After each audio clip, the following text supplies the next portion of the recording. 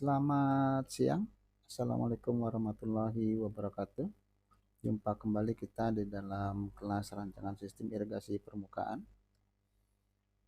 Semoga saudara-saudara mahasiswa semuanya dalam keadaan sehat walafiat.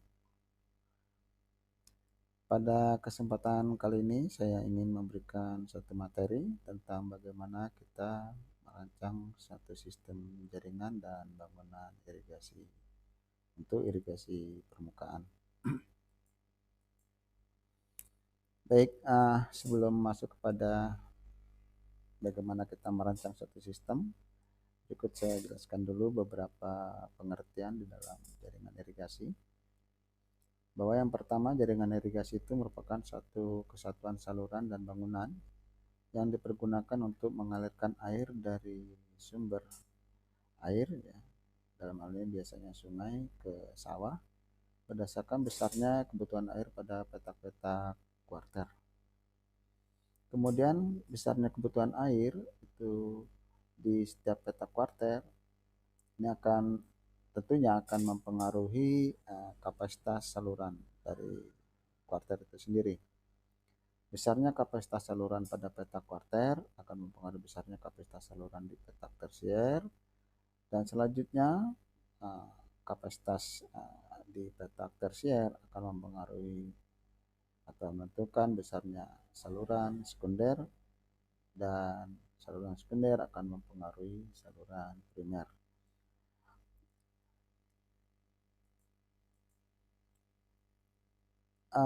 Ini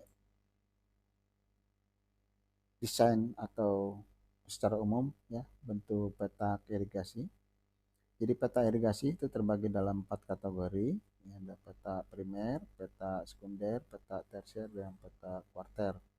Jadi kalau kita lihat di gambar ini, ya, jadi ini adalah gambar sungai. Kemudian di sungai ini kita menempatkan satu bangunan pengambilan intake, ya. Nah, dari intake ini kemudian kita salurkan ke dalam suatu jaringan, dan yang paling hulu ini merupakan saluran primer. Kemudian dari saluran primer bisa menjadi saluran sekunder, saluran tersier, dan saluran kuarter. Nah, kemudian akhirnya ini kepada saluran pembuangan untuk kembali ke sungai.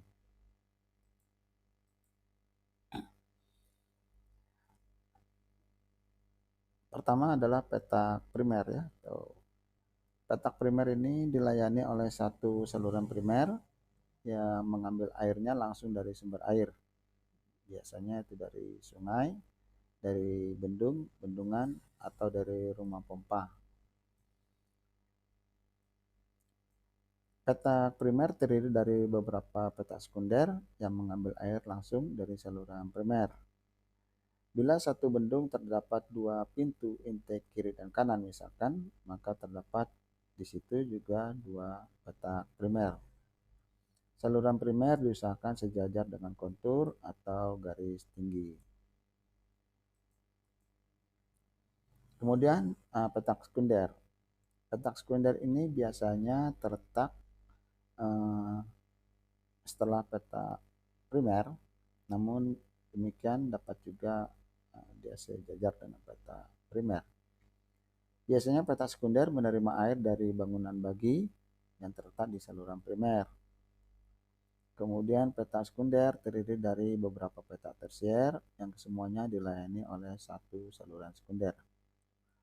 Batas-batas petak sekunder pada umumnya berupa tanda-tanda topografi yang jelas, misalkan saluran pembuang. Dan kemudian luas petak sekunder ini bisa berbeda-beda tergantung pada situasi daerah. Petak tersier. Untuk petak tersier ini menerima air irigasi yang dialirkan dan diukur pada bangunan sadap atau offtake tersier. Petak tersier itu harus terletak langsung berbatasan dengan saluran sekunder atau saluran primer, kecuali petak-petak tersier tidak secara langsung terletak di sepanjang jaringan saluran irigasi utama. Petak tersier mempunyai batas-batas yang jelas, misalnya parit, kemudian bisa juga jalan atau batas-batas desa atau batas topografi lahan, ya. Dan ukuran optimum untuk suatu petak tersier itu berkisar antara 50 sampai 100 hektar. Namun demikian, ukuran ini dapat juga berbeda tergantung dari keadaan topografi setempat. Dan yang terakhir adalah peta kuarter. Ini ukuran optimum suatu peta kuarter berkisar 8 sampai 15 hektar. Kemudian lebar peta ini sangat tergantung pada cara pembagian air. Ini apakah air dibagi dari satu sisi atau kedua sisi saluran kuarter. Di daerah-daerah datar atau daerah yang bergelombang, peta kuarter dapat membagi air ke dua arah sisi. Dalam hal ini lebar maksimum petak akan dibatasi sampai 400 meter persegi, ya, atau 2 kali 200 meter. Kemudian pada tanah terjal di mana saluran kuarter mengalirkan air ke satu sisi saja, lebar maksimum diambil 300 meter. Atau panjang maksimum petak ditentukan oleh panjang saluran kuarter yang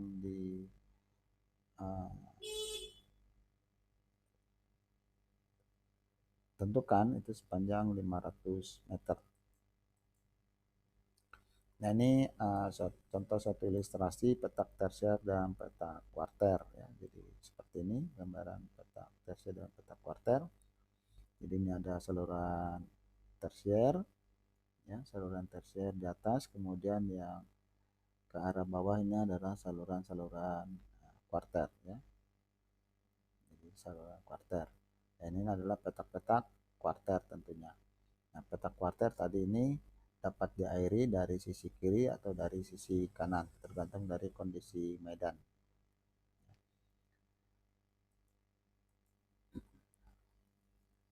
Berikut saya sampaikan mengenai saluran irigasi. Saluran irigasi itu terbagi dari beberapa tipe, ya. Yang pertama saluran irigasi utama, kemudian ada saluran irigasi tersier, saluran pembuang utama, dan saluran pembuang tersier. Jadi ini tadi kalau ilustrasi gambar ini adalah saluran intake-nya, ya. Kemudian di bawah di sini ada saluran pembuangan, ya. Nah, ini ada simbol-simbol bangunan bagi, bangunan sadap, ya. Bangunan bagi dan bangunan sadap. Saluran irigasi itu terdiri dari primer dan sekunder, ya, untuk saluran irigasi utama. Saluran primer membawa air dari jaringan primer, ya, ke saluran sekunder dan ke petak-petak tersier yang diairi. Batas ujung saluran primer adalah pada bangunan bagi yang terakhir. Sedangkan saluran sekunder itu membawa air dari saluran primer ke petak-petak tersier yang dilayani oleh saluran sekunder tersebut. Batas saluran sekunder adalah pada bangunan sadap terakhir. Berikut ini satu ilustrasi saluran primer dan saluran sekunder. Ini bisa terlihat kalau ini adalah bangunan sungai, ya, kemudian ini ada bangunan pengambilan bendung, ya. Maka ini sebagai saluran primer, ini yang memiliki simbol 1 di sini, ya. Nah, kemudian ini ada bangunan bagi, ya, atau bangunan sadap, ya, bangunan sadap ini dari saluran primer langsung ke saluran sekunder bangunan sadapnya. Dan ini juga ini ada bangunan sadap, maka saluran primer ke saluran sekunder. Kemudian di sini masuk saluran sekunder, ya, saluran sekunder. Kemudian ini membagi di sini ke saluran sekunder. Ini saluran sekunder kiri dan ini saluran sekunder kanan, ya. Dan ini bangunan bagi terakhir, ya. Maka di sini panjang saluran primer ini dari petak 1 seluas total ini adalah 100.000 hektar, ya, 100.000 hektar. Untuk saluran primer pertama ini 6.000 hektar, Saluran primer kedua ini 6.000 hektar.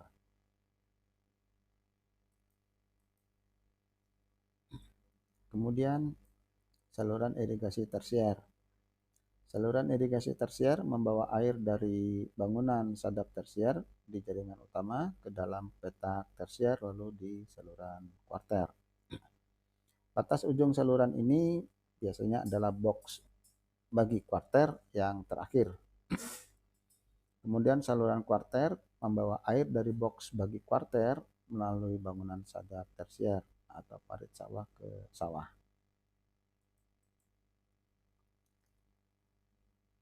Setelah saluran irigasi, berikutnya adalah saluran pembuang.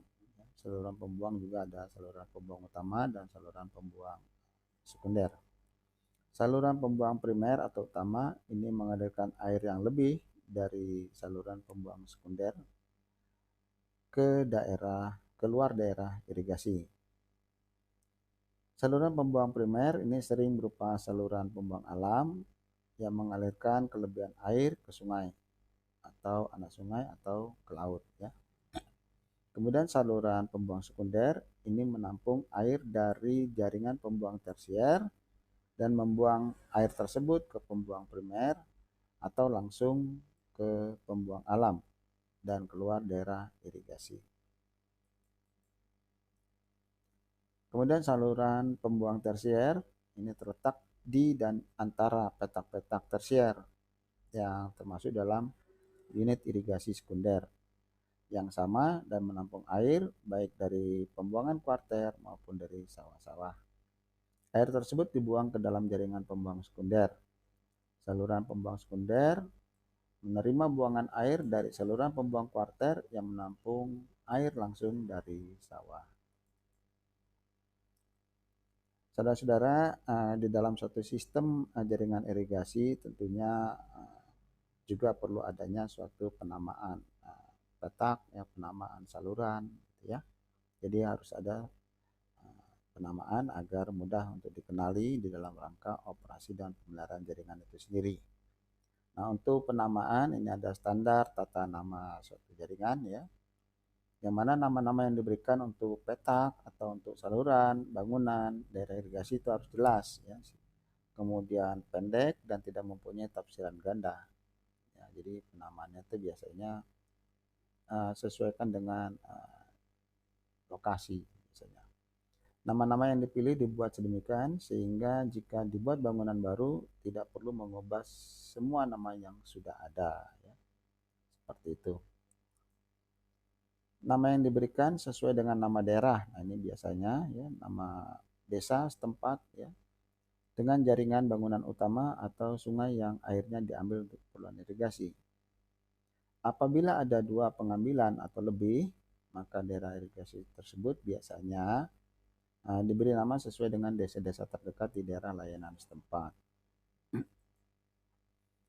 Saluran irigasi primer sebaiknya diberi nama sesuai dengan daerah irigasi yang dilayani. Kemudian saluran irigasi sekunder itu diberi nama sesuai dengan nama desa yang terletak di petak sekunder. Adapun petak sekunder sebaiknya diberi nama sesuai dengan nama saluran sekundernya. Jadi untuk petak tersier kemudian diberi nama sesuai dengan bangunan sadap tersier dari jaringan utama. Ruas-ruas saluran tersier diberi nama sesuai dengan box yang terletak di antara kedua box. Box tersier diberi kode dengan huruf T besar seperti ini. Kemudian diikuti dengan nomor urut menurut arah jarum jam mulai dari box pertama di hilir bangunan sadap tersier dan seterusnya. Petak kuarter diberi nama sesuai dengan petak rotasi diikuti dengan nomor urut menurut jarum jam. Biasanya diberi kode dengan huruf kapital A, B, C, dan seterusnya. Untuk box kuarter diberi kode K ya, diikuti dengan nomor urut menurut arah jarum jam. Misalkan K1, K2, K3, dan seterusnya. Sedangkan untuk saluran kuarter diberi nama sesuai dengan peta kuarternya.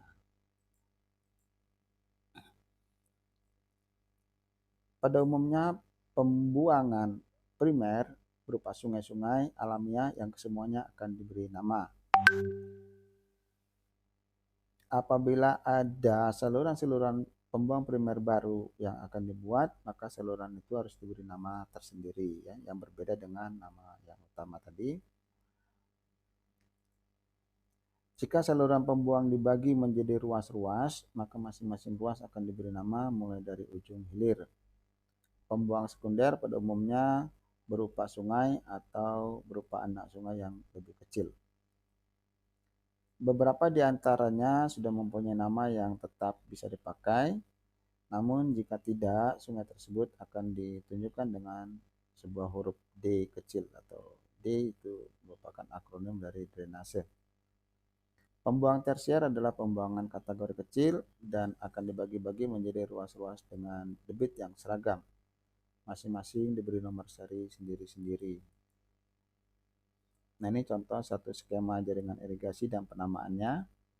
Jadi kalau di sisi kiri atas ini terlihat ada pengambilan ya, L. Nah, ini kemudian saluran primer di sini ya, BRA 0 ya, kemudian sini BRA 1 ya. Jadi ini merupakan bangunan primer ya, A, kemudian 1 ini merupakan saluran sekunder ya, Gunung Letik. Nah, ini nama desanya adalah Gunung Letik, maka di sini dikasih nama seperti itu. Jadi BG Gunung Letik ya, BG1 ya, kemudian BG2, BG3 ini saluran-saluran box bagi 1, box bagi 2, box bagi 3 dan selanjutnya. Nah, kemudian di sini ada saluran sekunder ya. Ini ada saluran sekunder 1 ya. Kemudian ini ada saluran sekunder lainnya ya. Jadi nanti diberi nama 1, 2, 3 dan 4 gitu ya, atau kiri kanan. Nah, biasanya kalau seperti ini adalah 1, 2, 3 dan 4 ya.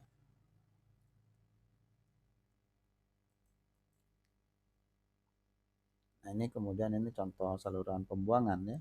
Ini saluran pembuangan yang alami. Nah, ini jadi ini D, ini drainase 1, ini drainase 2. Kemudian ini saluran pembuangan Maramba, karena ini nama sungainya adalah Sungai Maramba di sini ya, sebagai contoh. Maka di sini dibuat DRM Sungai Maramba di sini. Ya.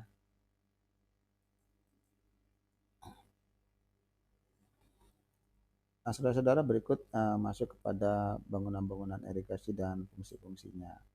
Jadi ada beberapa bangunan irigasi ya. Yang pertama ini adalah bendung ya. Bendung atau kita kenal dengan weir. Ini dipakai untuk meninggikan muka air di sungai sampai pada ketinggian tertentu yang diperlukan agar air dapat dialirkan ke saluran irigasi primer dan seterusnya sampai kepada peta-peta tersier dan kuarter. Kemudian ada kantong lumpur. Kantong lumpur ini dibuat untuk mencegah sedimen layang agar tidak masuk ke saluran pembawa dan ke peta sawah. Kantong lumpur pada umumnya dibuat di sebelah hilir pintu intake bendung sebelum saluran induk. Nah, ini untuk menampung, karena sungai itu biasanya juga mengandung padatan-padatan terspensi. Nah, ini kalau tidak dialirkan atau tidak dipisahkan, ya maka ini akan menyebabkan kerugian pada saluran-saluran primer dan seterusnya. Ya. Kemudian ada saluran primer. Saluran primer ini membawa air dari jaringan utama ke saluran sekunder dan ke peta-peta tersier yang diairi. Ya. Batas ujung saluran primer adalah pada bangunan bagi yang terakhir. Tadi sudah kita lihat ya sebagai contoh. Kemudian saluran sekunder. Saluran sekunder ini membawa air dari saluran petak primer ke peta-peta tersier yang dilayani oleh saluran sekunder tersebut. Batas ujung saluran sekunder ini adalah pada bangunan sadap terakhir. Kemudian saluran tersier. Saluran tersier membawa air dari bangunan sadap tersier di jaringan utama ke dalam petak tersier, lalu ke saluran kuarter. Batas ujung saluran ini adalah box bagi kuarter melalui bangunan sadap tersier atau parit sawah ke sawah-sawah. Kemudian saluran pembuangan primer ini mengalirkan air dari saluran pembuang sekunder keluar daerah irigasi. Pembuang primer sering berupa saluran pembuang alamiah yang mengalirkan kelebihan air tersebut ke sungai, anak sungai, atau ke laut. Kemudian berikut adalah bangunan-bangunan ya, bangunan-bangunan yang ada di dalam jaringan ya, beserta fungsinya. Ya. Yang pertama bangunan bagi. Bangunan bagi adalah bangunan irigasi yang berfungsi jelas membagi air dari saluran primer ke saluran sekunder atau dari saluran sekunder ke saluran sekunder lain. Kemudian ada bangunan sadap. Bangunan sadap ini berfungsi membagi air dari saluran sekunder atau dari saluran primer ke saluran tersier. Jadi dia beda level ya. Kalau yang bagi tadi dari saluran primer turun kepada saluran sekunder ya. Tapi kalau bangunan sadap ini dari saluran sekunder ke saluran primer atau dari saluran primer ke saluran sekunder ke saluran tersier atau dari saluran primer ke saluran tersier ya. Kemudian ada bangunan pengukur. Aliran akan diukur di hulu saluran primer, kemudian di cabang saluran primer dan di bangunan sadap sekunder maupun tersier. Nah, ini peralatan ukur dapat dibedakan menjadi alat ukur aliran atas atau free overflow dan alat ukur aliran bawah atau underflow. Ini terdapat beberapa jenis ya, tipe nanti alat pengukur atau bangunan ukur ya. Kemudian bangunan pengatur. Untuk bangunan pengatur ini berfungsi untuk mencegah meninggi atau menurunnya muka air di saluran. Dipakai mercu tetap atau celah kontrol trapezoidal noh ya. Nah, ini untuk mengontrol ketinggian air di saluran. Nah, ini beberapa contoh gambar ya, bangunan-bangunan air. Ini ada bendung ya. Ini bendung, jadi ini bendung sebelah hilir, sebelah sana bendung hulu ya. Ini di bendung. Ini dipakai untuk meninggikan muka air sungai pada ketinggian tertentu agar air dapat dialirkan ke saluran irigasi dan petak tersier. Ini contoh pintu intake dan pintu bilas ya. Contoh pintu intake. Pintu intake atau pintu pengambilan yang terletak pada awal saluran irigasi yang berfungsi untuk memasukkan air dari bendung ke saluran sesuai kebutuhan. Ini ada pintu bilas ya. Umumnya dibangun berdampingan dengan badan bendung dan berfungsi untuk membersihkan sedimen dasar dan kotoran lainnya yang mengendap di belakang tubuh bendung ya. Jadi ini gunanya untuk membuang kelebihan air yang kotor ya, tadi ya, sampah-sampah gitu ya. Ini jadi pada saat ingin membuang sampah maka pintu bilas ini yang dibuka, sedangkan pada saat ingin mengalirkan ke saluran sekunder atau tersier maka pintu bilas ditutup, pintu intake yang dibuka. Nah, ini contoh pintu bilas dengan operasional seperti ini. Ini pintu intake dan ini operasional pintu intake ya. Ini kondisi di hulu bendung, jadi di sini karena di bendung maka ini muka air naik dan biasanya ini ada sedimen-sedimen di sini termasuk ganggang atau rumput gitu ya, rumput-rumput air atau sampah-sampah di sini. Ini hilir bendung, jadi setelah melampaui bendung ini air lebih bersih ya. Nah, ini sisi bendung, biasanya di sini ada alat pengukur tinggi muka air. Ini contoh gambar pintu intake dan pintu bilas. Ini sisi bendung, terlihat sini untuk bendung ya. Fungsinya menaikkan muka air. Nah, ini jelas kalau sisi sebelah kanan ini ya. Ini terlihat permukaan air sungai ya, kurang lebih seperti ini tingginya. Sedangkan dengan adanya bendung maka berubah menjadi seperti ini. Ini gambar pintu intake dan pintu bilas juga masih pintu intake. Ini kantong lumpur, ya, kantong lumpur. Ini dibuat untuk mencegah sedimen layang agar tidak masuk ke dalam saluran pembawa dan ke petak sawah. Kantong lumpur pada umumnya dibuat di sebelah hilir pintu intake bendung, ya, sebelum ke saluran induk. Jadi ini kantong lumpur dulu, baru ini adalah saluran induk di sini. Ini contoh saluran-saluran bilas. Kemudian saluran primer ini membawa air dari jaringan utama ke saluran sekunder dan ke petak-petak tersier yang diairi. Nah, batas ujung saluran primer ada pada bangunan bagian terakhir. Ini pada gambar ini nampak ada dua perbedaan, ya, konstruksi saluran primer. Di sini ya sebelah kanan ini adalah konstruksi dengan lining perkerasan, dan yang di sebelah kiri bawah ini tanpa perkerasan, jadi masih saluran tanah. Ini juga saluran sekunder yang lining dengan yang tanpa lining. Ini saluran tersier, dia lebih kecil, ya, lining dengan tanpa lining. Ini tanpa lining untuk saluran tersiernya, yang ini dengan lining. Kemudian saluran pembuang alami ini berupa seperti ini, saluran atau sungai-sungai alami. Saluran pembuang sekunder, ya, ini menampung air dari jaringan pembuang tersier dan membuang air tersebut ke pembuang primer. Sedangkan saluran pembuang tersier terletak di antara petak tersier. Kemudian saluran pembuang kuarter terletak di dalam satu petak tersier. Nah, ini gambar-gambar untuk jenis-jenis pintu, ya. Ini pintu bagi, ini ada pintu sadap, dan ini pintu bagi. Ini bangunan bagi sadap.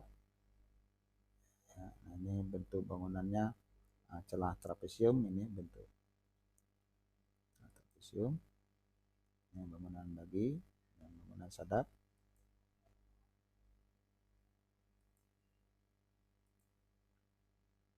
Ini bangunan sadap, ya. Jadi di sini kalau bangunan sadap ini saluran sekunder, kemudian sadap adalah tersier bawahnya, ya, atau primer ini tersier.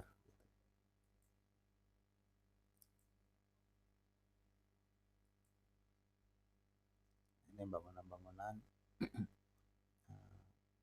tanpa hulu, tanpa samping, dan tanpa hilir, ya, untuk bangunan sadap.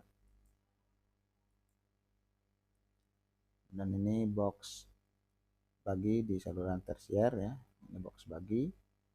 Jadi ini membagi ke petak-petak tersier.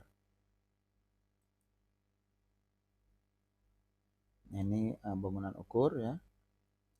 Ini untuk ambang bebas di atas, ya, free overflow seperti ini. Jadi bentuknya trapezoidal. Kemudian ini ada alat pengukur ketinggian muka air. Nah, ini bentuknya celah trapezoidal, atau trapesium. Ini untuk mencegah meninggi atau menurunnya muka air di saluran dipakai mercu tetap atau celah kontrol yang berbentuk trapesium, ya, atau trapezoidal noh. Demikian saudara-saudara mengenai sistem jaringan dan bangunan-bangunan irigasi yang dapat saya jelaskan. Semoga dapat dimengerti dan bermanfaat untuk semua mahasiswa. Terima kasih. Saya akhiri billahi taufik wal hidayah. Assalamualaikum warahmatullahi wabarakatuh.